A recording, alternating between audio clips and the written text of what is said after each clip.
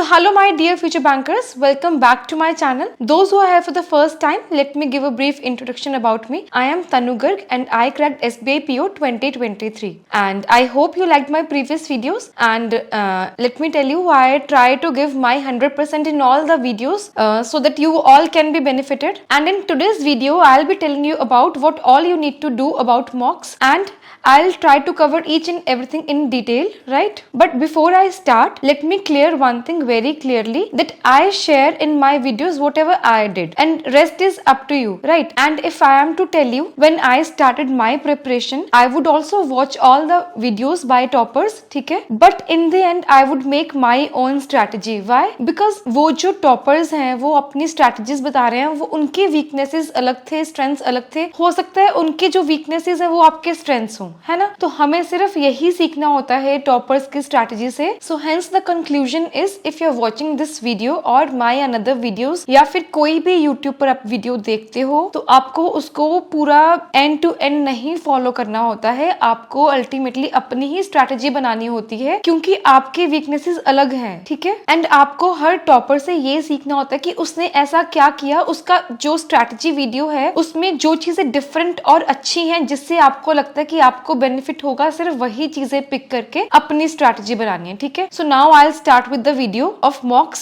तो इस वीडियो में मैं RRB PO, SBI PO and IBPS PO तीनों एग्जाम्स के मॉक्स के बारे में डिस्कस करूंगी, ठीक है? बट बिफोर दैट मैं आपको बताऊंगी कि एग्जामिनेशन का पैटर्न क्या होता है, ठीक है? आरआरबी पीओ में आपको 80 क्वेश्चंस आते हैं, 40 क्वेश्चन ईच सेक्शन, 2 ही सेक्शंस होते हैं, क्वांट्स एंड रीजनिंग, ठीक है? और उसमें सेक्शनल टाइमिंग नहीं होती, सारा क्यूमुलेटिव टाइमिंग होती है. वो आपको डिसाइड करना होता है कि आपको क्वांट को कितना टाइम देना है और रीजनिंग को कितना टाइम देना है. एंड इसमें आपका ये भी होता है कि आप सेक्शंस में जंप भी कर सकते हो, क्योंकि सेक्शंस ही नहीं है कोई. आप पहले कुछ क्वेश्चंस क्वांट के करके फिर आप रीजनिंग में आ सकते हो. तो I am just telling you, ये मैं ये नहीं कह रही कि मैं ये करती थी, अभी मैं सिर्फ आपको बता रही हूँ कि क्या क्या होता है, ठीक है? ये हो गया आरआरबी पीओ प्रीलिम्स, ठीक है? उसके बाद है आरआरबी पीओ मेंस. उसमें 3 सेक्शंस और ऐड हो जाते हैं, वो है English, current affairs and computer, ठीक है? Along with quant and reasoning, ठीक है? उसके बाद मैं आती हूँ आईबीपीएस पीओ प्रीलिम्स में. आईबीपीएस पीओ प्रीलिम्स में 3 सेक्शंस होते हैं, क्वांट, रीजनिंग एंड इंग्लिश, ठीक है? उसका जो मार्क्स का डिस्ट्रीब्यूशन होता है, वो क्वांट एंड रीजनिंग का 35 मार्क्स ईच होता है एंड इंग्लिश का 30 मार्क्स होता है. एंड नंबर ऑफ क्वेश्चंस सारे 1 मार्क ईच होते हैं, तो टोटल 100 मार्क्स के क्वेश्चंस, 100 क्वेश्चंस होते हैं एंड 60 मिनट्स में हमें अटेम्प्ट करना होता है. बट इसमें हमें सेक्शनल टाइमिंग्स भी होती है, 20 मिनट्स फॉर ईच सेक्शन, ठीक है? And same with SBI PO prelims as well. उसमें भी 30 मार्क्स का English, 35 marks each quant and reasoning होता है. बट उसमें ना सेक्शनल कट ऑफ नहीं होती है, सेक्शनल टाइमिंग जरूर होता है, बट एसबीआई पीओ में सेक्शनल कट ऑफ नहीं होती है. इसीलिए मुझे लगता है एसबीआई पीओ निकालना ज्यादा इजी है, क्योंकि बहुत सारे बच्चे हैं जिनका सेक्शनल कट ऑफ की वजह से आईबीपीएस पीओ में या फिर आरआरबी पीओ में एग्जाम क्लियर नहीं हो पाता है, प्रीलिम्स ही नहीं क्लियर हो पाता. बट ऐसा इसमें नहीं है, एसबीआई पीओ में नहीं है. It's a good thing for us, है ना? उसके बाद अगर मैं आपको बताऊं आईबीपीएस पीओ मेंस के बारे में, तो आईबीपीएस पीओ मेंस में क्वांट, रीजनिंग, इंग्लिश के 2 सेक्शंस होते हैं, ए एंड बी, जिसमें कि एक सेक्शन 1 मार्क का होता है और एक सेक्शन 2 मार्क्स का होता है, ठीक है? क्वांट और रीजनिंग 60 मार्क्स ईच आते हैं, इंग्लिश 40 मार्क्स की आती है, करंट अफेयर्स भी 40 मार्क्स का आता है और डिस्क्रिप्टिव 25 मार्क्स का आता है, ठीक है? क्वांट में हमें 35 क्वेश्चंस 45 मिनट्स में अटेम्प्ट करने होते हैं, रीजनिंग में 45 क्वेश्चंस 60 मिनट्स में अटेम्प्ट करने होते हैं, इंग्लिश में 35 क्वेश्चंस 40 मिनट में अटेम्प्ट करने होते हैं और करंट अफेयर्स में 40 क्वेश्चंस 35 मिनट्स में अटेम्प्ट करने होते हैं. डिस्क्रिप्टिव जो हमारा आता है, उसमें एक लेटर और एक एसे टाइप करना होता है, वो हमें अंडर 30 मिनट्स में टाइप करना होता है, ठीक है? तो टोटल ड्यूरेशन जो हो जाती है वो 3.5 आवर्स की होती है. नंबर ऑफ क्वेश्चंस 155 होते हैं एंड टोटल मार्क्स जो होते हैं, मैक्सिमम मार्क्स, वो 225 मार्क्स होते हैं, ठीक है? और अगर मैं एसबीआई पीओ मेंस का आपको बताऊं, एसबीआई पीओ मेंस में रीजनिंग 50 मार्क्स की आती है, क्वांट भी 50 मार्क्स का आता है, करंट अफेयर्स 60 मार्क्स का आता है और इंग्लिश 40 मार्क्स की आती है, और डिस्क्रिप्टिव जिसमें कि हम एज ले सकते हैं, वो 50 मार्क्स का आता है. आईबीपीएस पीओ में सिर्फ 25 मार्क्स का आता है, ठीक है? और इसमें जो नंबर ऑफ क्वेश्चंस होते हैं, रीजनिंग में हमें 40 क्वेश्चंस 50 मिनट्स में अटेम्प्ट करने होते हैं, क्वांट में 30 क्वेश्चंस 45 मिनट्स में अटेम्प्ट करने होते हैं, जीए में 50 क्वेश्चंस 45 मिनट्स में अटेम्प्ट करने होते हैं, इंग्लिश में 35 क्वेश्चंस 40 मिनट्स में अटेम्प्ट करने होते हैं, और डिस्क्रिप्टिव में same as IBPS PO mains, but उसमें मार्क्स का वेरी हो जाता है, ठीक है? तो इसमें मैक्सिमम मार्क्स हो गए 250 एंड ड्यूरेशन सेम है 3.5 आवर्स की, ठीक है? But SBI PO mains and IBPS PO mains में जो मेजर डिफरेंस है वो ये है कि SBI PO मेंस में भी सेक्शनल कट ऑफ नहीं होती है, ठीक है। तो ये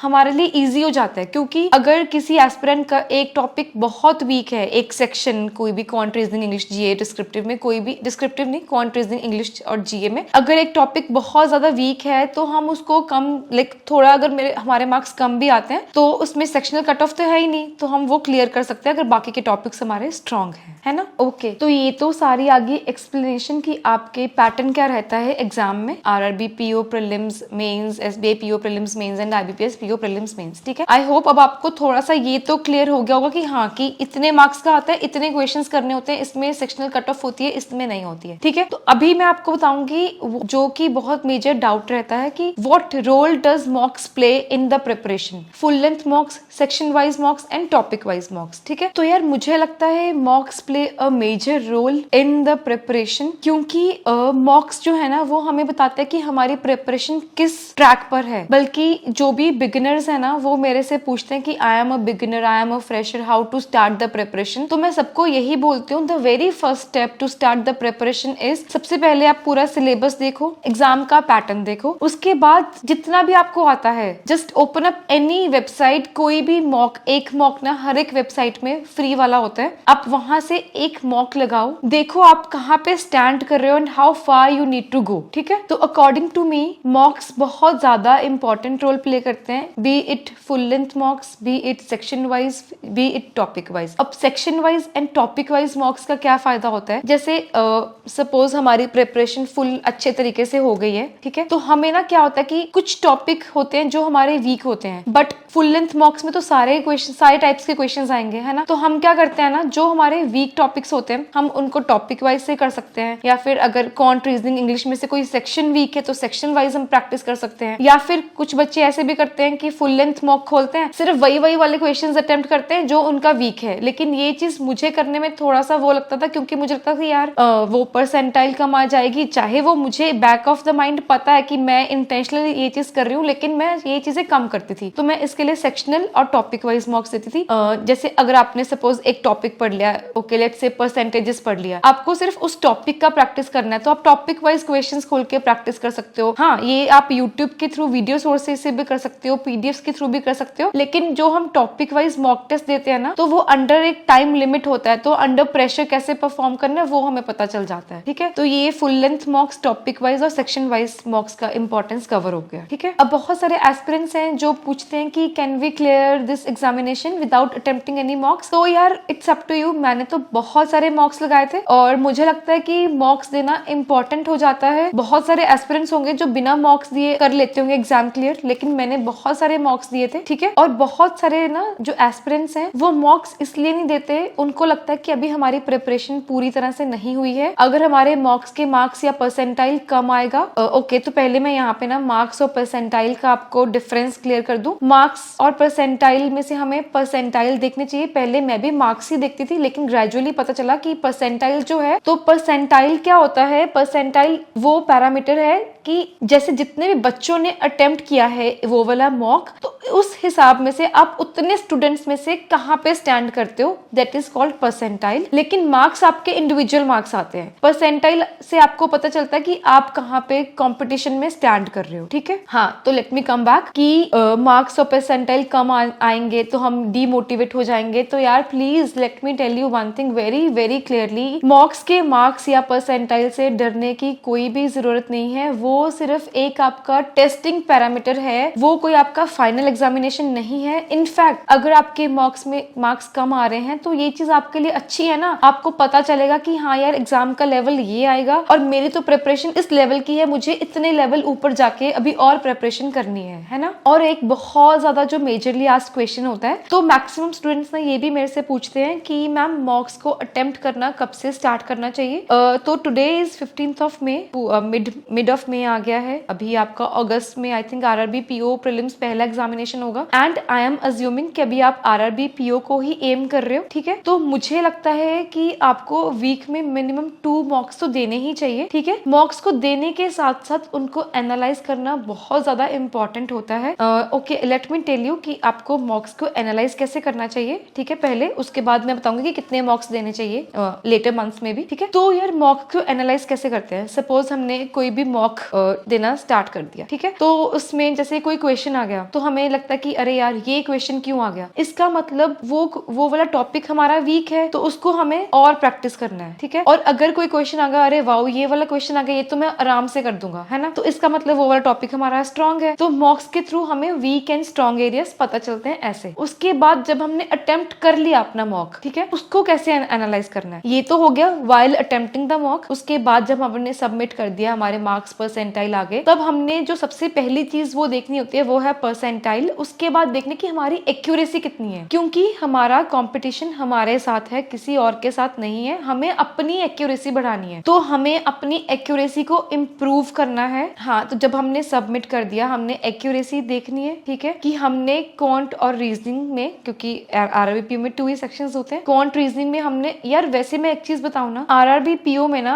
आपको ट्राई करना चाहिए कि आपकी एक्यूरेसी 100% होनी चाहिए। अगर 100% नहीं है तो 95% के लिए एम करना चाहिए। आपको टॉपर्स के मार्क्स देखने चाहिए, ठीक है, कि उनका कितना परसेंटाइल आया है। अच्छा, एक चीज मैं यहाँ पे और क्लियर कर दूं कि ना कई बार क्या होता है ना, जैसे टेस्ट जो जैसे टॉपर्स के मार्क्स आते हैं वहां पे वो पूरा कई बार 99.9 परसेंटाइल होता है। कई बार वो लोग क्या करते हैं ना, पॉज करके अटेम्प्ट करते हैं फिर आगे बढ़ते हैं, तो उससे हमें घबराने की जरूरत नहीं है। हमें अपनी एक्यूरेसी पे ध्यान देना कि हमारी एक्यूरेसी कहाँ तक है, ठीक है। तो यार आरआरबी पीओ में 2 ही सेक्शंस होते हैं, तो क्वांट रीजनिंग में तो आपकी एक्यूरेसी में गड़बड़ होनी नहीं चाहिए। आपको ट्राई करना चाहिए कि आप अपना जो मॉक है बहुत ध्यान से अटेम्प्ट कर रहे हो। रीजनिंग में चांसेस कहाँ पे हो जाते हैं, अगर आपने किसी पजल की लाइन गलत पढ़ ली या फिर सिलॉग्स में क्वेश्चन गलत पढ़ लिया। कई बार होता है कि which of them does not follow, हम फॉलोज वाला क्लिक कर देते हैं। या फिर क्वांट में क्या होता है, हम जल्दी में कोई डिजिट गलत देख लेते हैं, उससे हमारे एक्यूरेसी गिर जाती है। तो ये सब चीजों का हमें ध्यान रखना है। अगर आप ये सब चीजों का ध्यान नहीं रख पा रहे हो तो आप एक नोटबुक पे लिख लीजिए कि do not do this, do not read all the puzzles very carefully, ताकि आप जब भी अपना मॉक अटेम्प्ट करो ना, आप उस इंस्ट्रक्शंस वाले पेज को जो आपने अपनी तरफ से बनाया है उसको आप अच्छे से पहले पढ़ो,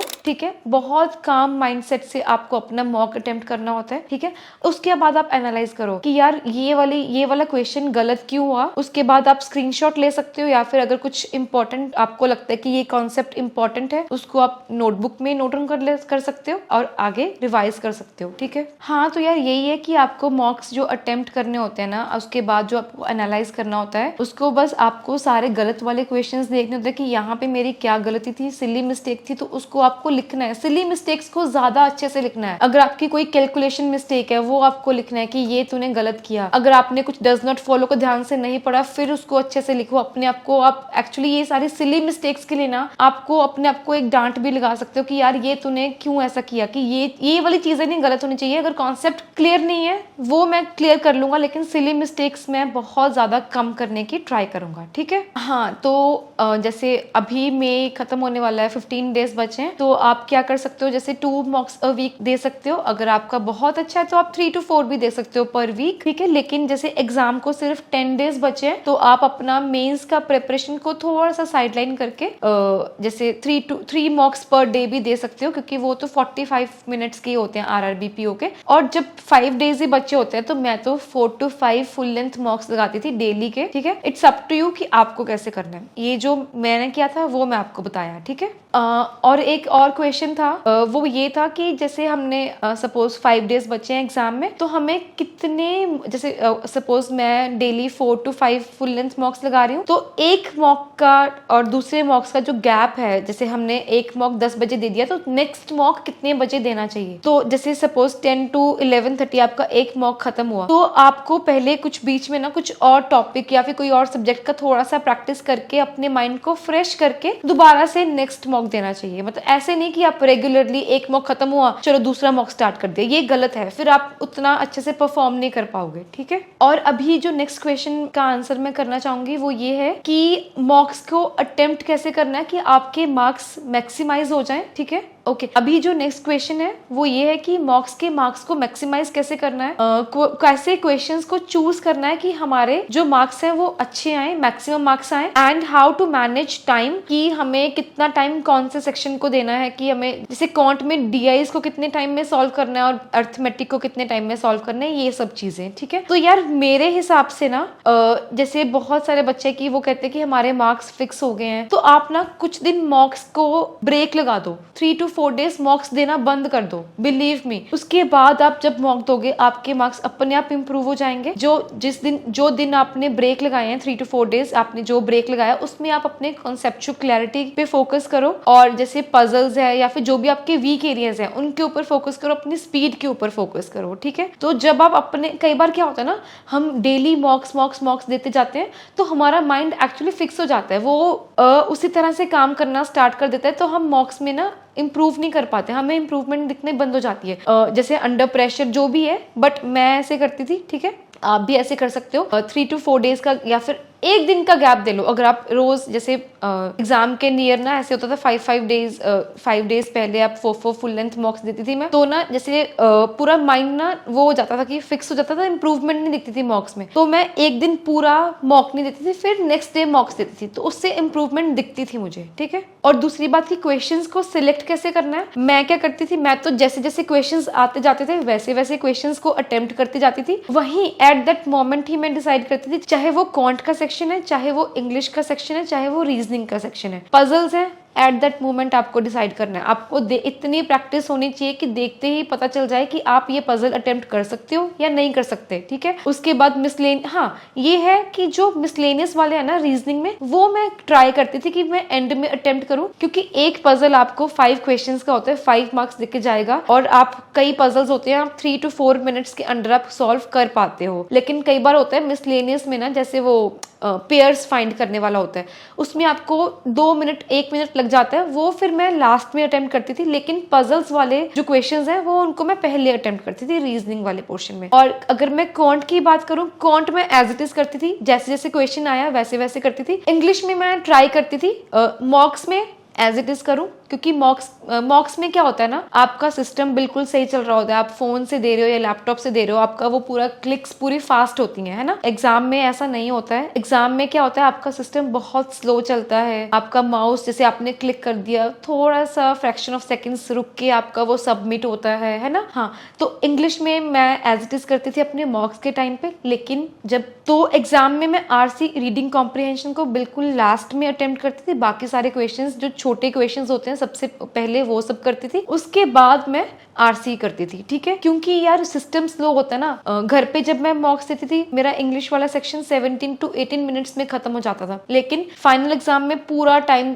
20 मिनट्स भी हो जाते थे। वो यही है क्वांट, रीजनिंग, इंग्लिश का मैंने आपको बता दिया कि क्वेश्चंस को चूज कैसे करना है। क्वांट अगर मैं समराइज करूं, क्वांट में एज इट इज करना है। हाँ, मार्क फॉर रिव्यू अगर मैं बताऊं, मैं मेंस में मार्क फॉर रिव्यू करती थी, लेकिन इसमें प्रीलिम्स में तो टाइम ही नहीं होता मार्क फॉर रिव्यू करने का। मैं मार्क फॉर रिव्यू प्रीलिम्स में बहुत कम करती थी, लेकिन प्रीलिम्स में करती थी। ठीक है, एक ये भी है कि यार how to increase the speed of mocks, है ना, कि हमारी स्पीड नहीं बन पाती है, तो आप जैसे कई बार होता है ना कि हम अंडर प्रेशर परफॉर्म नहीं कर पाते हैं, तो आप अभी तो बहुत टाइम है ना, अभी आप विदाउट टाइम लिमिट अपने स्पीड मैथ्स के ऊपर, पजल्स के ऊपर और इंग्लिश को रीडिंग करने की अपनी स्पीड हैबिट को इम्प्रूव करिए, उसके बाद आप मॉक्स दीजिए तो आपको हेल्प होएगा स्पीड को बढ़ाने में। बट आपको जो अपनी प्रिपरेशन चेक करनी है वो आपकी मॉक्स के थ्रू ही होगी। ठीक है, और यार अगर मैं आपको एक चीज और बताऊं, अगर आप किसी ग्रुप में प्रिपरेशन कर रहे हो, है ना, आपके बाकी के जो ग्रुप के मेंबर्स हैं, एस्पिरेंट्स हैं, उनके बहुत अच्छे मार्क्स आते हैं, लेकिन आपके मार्क्स अच्छे नहीं आ रहे हैं, तो आपको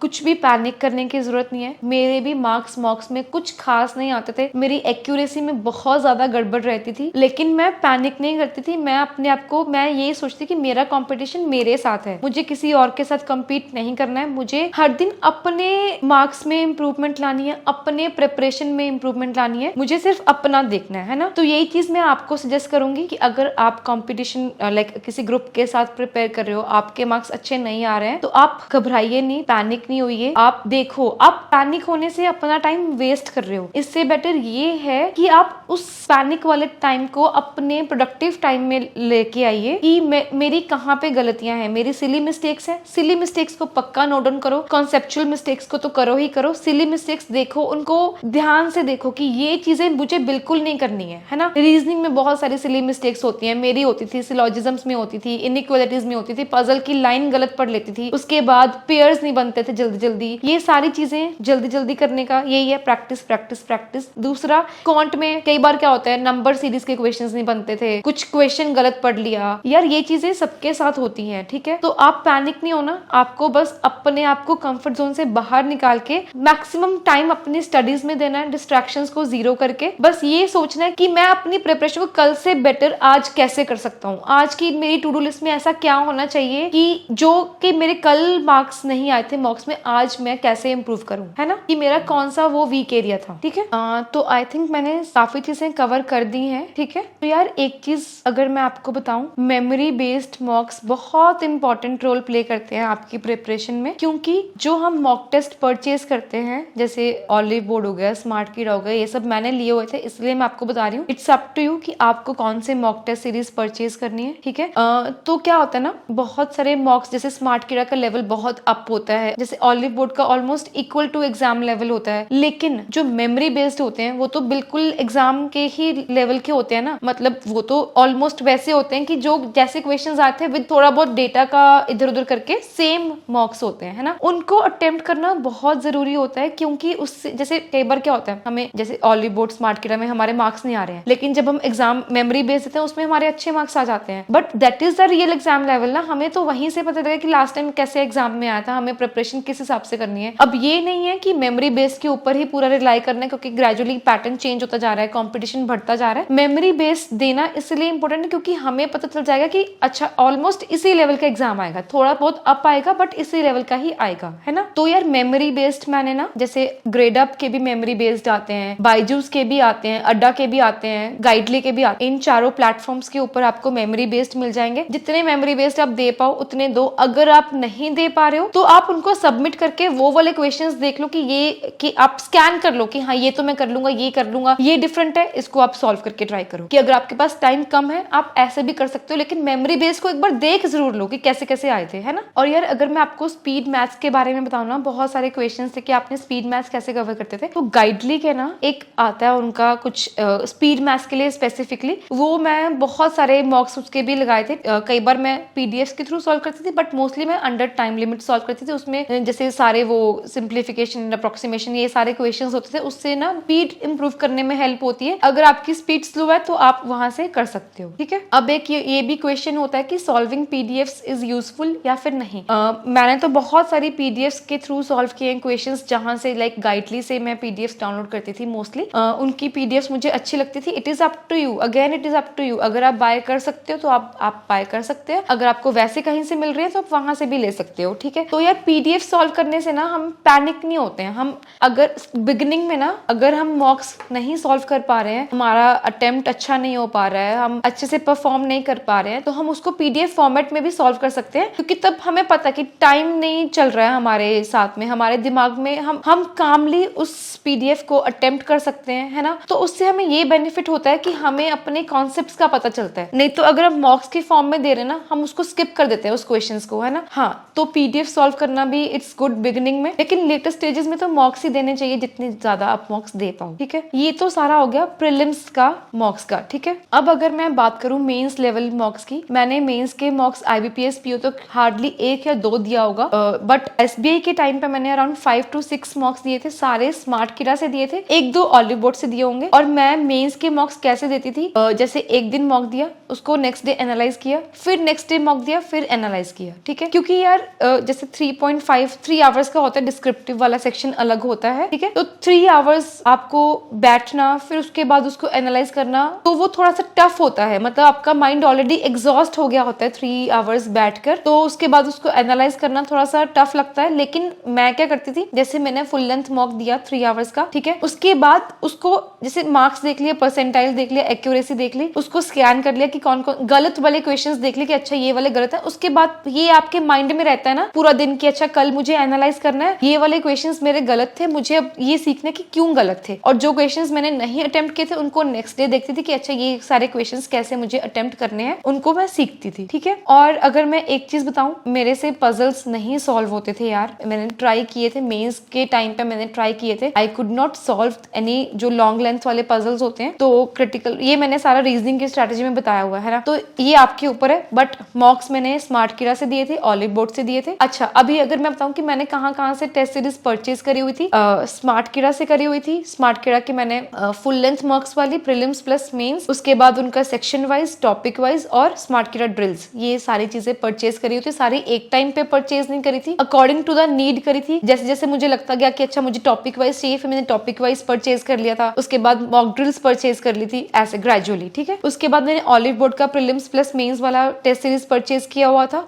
उनका टॉपिक वाइज भी शायद, टॉपिक नहीं सेक्शन वाइज भी शायद उसी में इंक्लूड होता है, ये आपको चेक करना पड़ेगा, मुझे याद नहीं आ रहा। ठीक है, उसके बाद गाइडली का मैंने लिया हुआ था टेस्ट सीरीज, और एक अड्डा का भी मैंने कहीं किसी के थ्रू हम शेयर करते थे, अड्डा का मैंने टेस्ट सीरीज ली हुई थी। और एक चीज क्या थी, हाँ, बायजूस और ग्रेड अप, इन दोनों से मेमोरी बेस्ड लगाती थी, गाइडली के भी मैं। तो ये सारे मॉक टेस्ट मैंने लिए हुए थे, और मेरे से सारे टेस्ट मॉक टेस्ट नहीं खत्म हो पाते थे क्योंकि बहुत सारे थे, तो सारे full length mock, section wise mock, topic wise मॉक्स खत्म नहीं हो पाते थे। तो आपको ना ये ग्रीडीनेस नहीं शो करने की, अब मैंने परचेज किए हैं मुझे सारे मॉक्स अटेम्प्ट करने हैं, वो एक गलत स्ट्रैटेजी हो जाएगी मेरे हिसाब से। क्योंकि यार हमें मॉक्स देने हैं अपनी इंप्रूवमेंट को चेक करने के लिए, ये नहीं कि अभी हमने इतने सारे मॉक्स ले लिए, वो यार हमने पैसे दिए हैं तो वेस्ट हो रहा है। यार at this moment I think money से ज्यादा हमारा टाइम इंपॉर्टेंट है ना। तो हमें सबसे बेस्ट चीजें लेकर हमें वहां से स्मार्टली डिसाइड करना है कि अगर इट्स ओके, अगर आप पूरे मॉक्स नहीं अटेम्प्ट कर पा रहे हो तो हमें स्मार्टली वर्क करना है। ये देखना है कि अच्छा हाँ हमें यहाँ से ये वाला मॉक देना है, अगर वो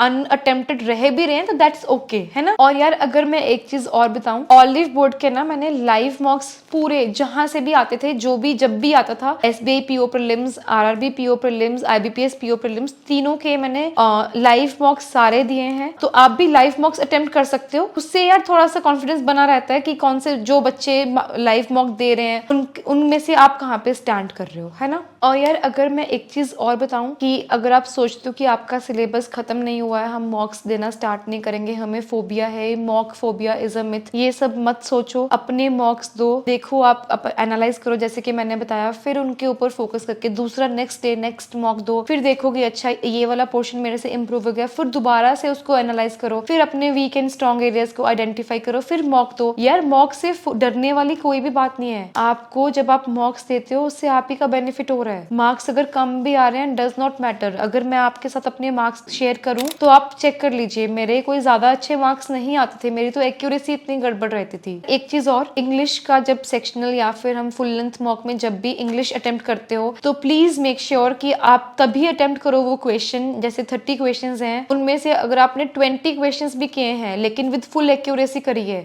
या फिर एक साइड पे एक स्टूडेंट है जिसने पूरे क्वेश्चंस अटेम्प्ट कर दिए लेकिन उसकी एक्यूरेसी में बहुत गड़बड़ है, तो 20 क्वेश्चन वाले जिसके पूरे सही है उसके मार्क्स ज्यादा बेटर आएंगे। तो इट इज बेटर कि आप ना स्पेसिफिकली इंग्लिश में अपनी एक्यूरेसी को फुल मेंटेन करके चलो। हाँ 4 क्वेश्चंस 3 क्वेश्चंस गलत होते हैं, 5 भी होते हैं, मेरे तो बहुत ज्यादा होते थे, इंग्लिश में भी मेरे बहुत ज्यादा होते थे क्योंकि मैं कई बार ओवर कॉन्फिडेंट होके अटेम्प्ट कर देती थी अपने मॉक्स में क्वेश्चंस, लेकिन मैं फाइनल एग्जाम में बहुत ध्यान से करती थी। घर पे जब मैं मॉक्स देती थी ना तो मैं क्या करती थी, जैसे पूरे क्वेश्चंस अटेम्प्ट करती थी, लेकिन फाइनल एग्जाम में मैंने कभी भी इंग्लिश में फुल क्वेश्चंस अटेम्प्ट नहीं करे हैं। मैं सिर्फ वही क्वेश्चंस करती थी जिसमें मैं 100% श्योर हूँ, अगर 100 नहीं तो मतलब थोड़ा बहुत इधर उधर हो जाता, लेकिन मैं ट्राई करती थी कि पूरा श्योर हूँ तो ही मैं मार्क करूँ, है ना। और यार अगर मैं आपको जैसे स्मार्ट किरा और ऑलिव बोर्ड के साथ कंपैरिजन करूँ, मैंने मैक्सिमम अपने प्रीलिम्स लेवल मार्क्स ना स्मार्ट किरा से नहीं दिए थे, सारे मैंने ऑलिव बोर्ड से दिए थे। स्मार्ट किरा से मैं टॉपिक वाइज सेक्शन वाइज देती थी, मैं वहां से क्लर्क लेवल भी अटेम्प्ट करती थी, दो मैं एलिजिबल नहीं थी क्लरिकल के लिए, लेकिन वहां का जो क्लरिकल लेवल भी वो पीओ के लेवल के बराबर होता है। तो स्मार्ट किरा का लेवल ना थोड़ा सा अप रहता है, तो मैं प्रीलिम्स लेवल मुझे ना olive board, grade up, Byju's, अड्डा, गाइडली ये सब जगह से मैं देती थी। लेकिन मेंस के एसबीआई के टाइम पे मैंने सारे स्मार्ट किरा से दिए थे, तो इट्स अप टू यू, है ना। हाँ, तो ऑलिव बोर्ड का मुझे प्रीलिम्स लेवल एग्जाम लेवल के टाइप का ही लगता था। स्मार्ट किरा का मुझे टफ लगता था, मेरा मन ही नहीं करता था अटेम्प्ट करने का प्रीलिम्स लेवल, लेकिन फिर भी मैं करती थी अटेम्प्ट। तो उसी हिसाब से ना उनके वो जो परसेंटाइल होता है, वो मार्क्स, कट ऑफ मार्क्स उनके कम ही होते हैं, क्योंकि वो मॉक टेस्ट के जो लेवल है वो बहुत ज्यादा हाई होता है। मुझे लगता था, मुझे नहीं पता बाकी एस्पिरेंट्स को शायद स्मार्ट किरा अच्छा लगता हो प्रीलिम्स के लिए। मैं ऑलिव बोर्ड को प्रेफर करती थी। कुछ मॉक्स में प्रीलिम्स लेवल स्मार्ट किरा से देती थी, लेकिन रेगुलर जो मेरे मॉक्स होते थे वो मैं सारे ऑलिव बोर्ड से दिए, ठीक है। और अगर मैं आपको ये कि मैं अपना अटेम्प्ट आपको मेरा जानना है, तो ये सारा ना मैंने अपनी एक वीडियो में, जहाँ पे मैंने स्कोर कार्ड्स शो किए हुए हैं, वहां पे मैंने सारे अपने अटेम्प्ट्स इंडिविजुअली बताए हुए हैं, तो आप वहां से चेक कर सकते हो, ठीक है। तो यार मैं अपना वीडियो यहीं पे एंड करती हूँ। आई होप मैंने अपने सारे पॉइंट्स, जो भी क्वेरीज थी, आंसर करने की ट्राई किया है, और मैं कैसे मॉक्स को अटेम्प्ट करती थी वो भी मैंने बताने की ट्राई करी है। फिर भी कुछ अगर रहता है then you can ask me in the comment section, ठीक है। And I hope you get to learn a lot from this video. यार एक चीज मैं ऐड करना भूल गई थी, तो मैं एंड में ऐड कर रही हूँ। जैसे जब मैंने अपना फर्स्ट आरआरबी पीओ का प्रीलिम्स दिया, वहां पे पता चला कि आपका जो स्क्रीन का साइज है ना, उसके ऊपर जो फॉन्ट साइज है बहुत बड़ा आता था। तो फिर मैंने ना आकर अपने मॉक्स की प्रैक्टिस 125% के ऊपर, जैसे मैं लैपटॉप के थ्रू देती थी, तो मैं 125% उसका साइज रखती थी स्क्रीन का, ताकि मुझे भी उतना ही टेक्स्ट दिखे जितना मुझे रियल एग्जाम में दिखेगा। तो ये चीज आप भी ट्राई कर सकते हो, ठीक है। See you in the next video, bye bye.